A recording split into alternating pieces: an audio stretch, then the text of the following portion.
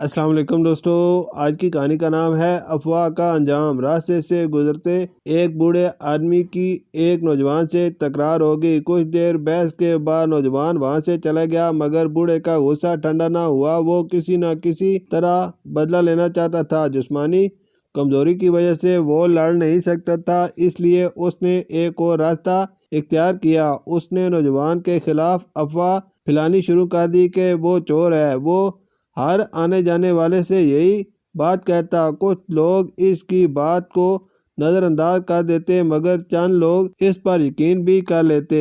چند دن بعد قریبی علاقے میں چوری ہو گئی۔ لوگوں کے دلوں میں پہلے ہی شک پیدا ہو چکا تھا، اس لیے نوجوان کو پکڑ لیا گیا، لیکن چند دنوں میں اصل چور پکڑا گیا اور نوجوان بے گناہ ثابت ہو کر رہا ہو گیا۔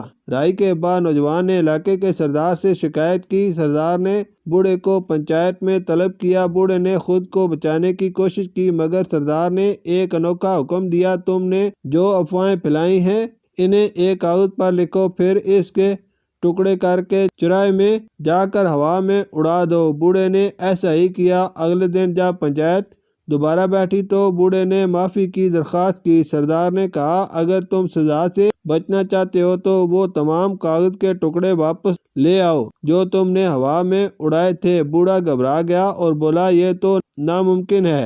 سردار نے جواب دیا، بالکل اسی طرح تمہاری پھیلائی ہوئی افواہیں بھی ناممکن ہیں۔ واپس لینا تمہیں خود نہیں معلوم کہ وہ کہاں کہاں تک پہنچ چکی ہیں۔ یہ سن کر بوڑھے نے ندامت سے سر جھکا لیا۔ سبق: اکثر ہمیں بغیر تحقیق کے دوسروں کے بارے میں باتیں پھیلانا شروع کر دیتی ہیں۔ ہماری ایک چھوٹی سی بات کسی کی عزت، زندگی اور سکون کو تباہ کر سکتی ہے۔ سوچیں، بولنے سے پہلے کہیں دیر نہ ہو جائے۔ شکریہ۔